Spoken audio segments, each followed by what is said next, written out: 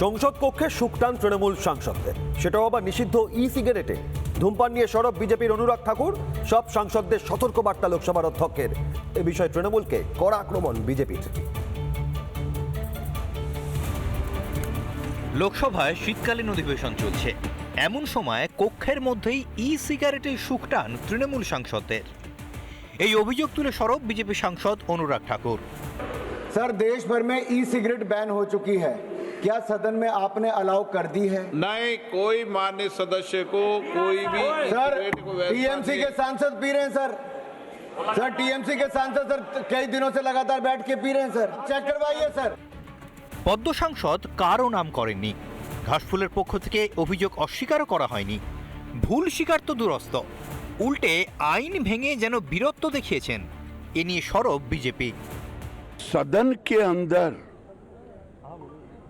ये कोई सांसद पिए, केवल सदन की गरिमा को ठेस नहीं लगा, उस राजनीतिक दल टीएमसी को भी, लेकिन वो तो बेहाया अपने ढंग से, कोई अंतर नहीं पड़ता है। स्थल पर सिगरेट पीना मना, आपके स्वास्थ्य का खतरा है। ধূমপান নিয়ে প্রশ্ন করতেই চোটে লাল দমদমের তৃণমূল সাংসদ। बिल्डिंग में नहीं पी सकते, बाहर खुला जगह पे। आप लोग क्या स्पीकर बन गए? সংসদে তৃণমূল সাংসদদের শুকটান নিয়ে তীব্র আক্রমণ প্রাক্তন বিজেপি সাংসদের। পার্লামেন্টে যদি কেউ সিগারেট খায়, একজন সাংসদ হওয়ার মতো তার সেই অধিকার নেই।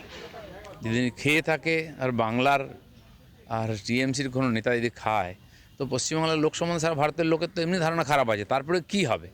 আমার মনে হয় এটা খুবই গর্হিত কাজ আর এটা শাস্তিযোগ্য অপরাধ।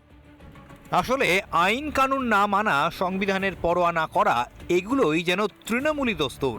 সংসদেও কি সেই ধারা বজায় রাখতে চান ঘাসফুলের সাংসদরা? তাই কি সংসদ কক্ষেও নিয়মিত শুকটান? রিপাবলিক বাংলা।